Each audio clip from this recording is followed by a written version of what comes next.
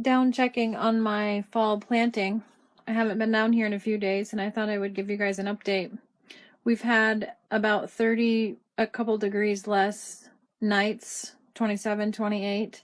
It's been pretty cold, but everything is doing well so far. This is the tomato that got transplanted.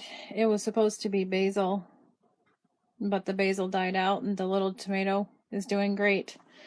I don't know if you remember, but I had taken some slips off from some of the herbs, and these are ready to plant, so I need to get these in the ground.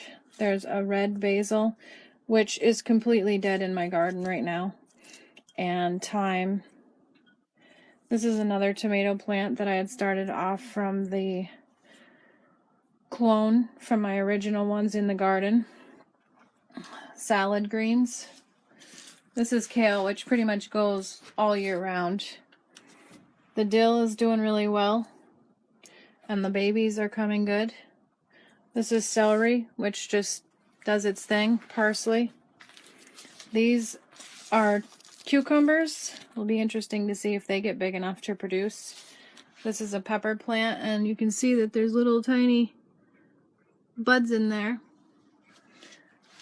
Nasturtium, which are doing great. This is a ground cherry, which you can see it's producing fruit.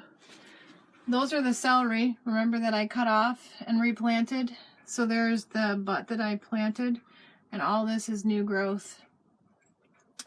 There's a tomato plant in there, which is hard to see against the dried dill, but you can see it's flowering. And as I was in here, I was thinking, okay, well, I'm going to have to remember that I'm the pollinator, because there is going to be no pollination taking place in here.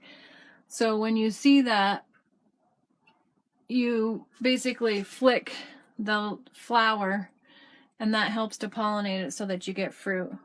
There's another tomato plant. I just planted a bunch of radishes in here. We'll see how they do. Here is another one of the celery plants.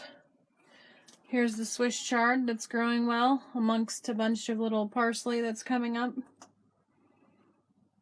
My sage, which I transplanted from the garden, and another celery plant.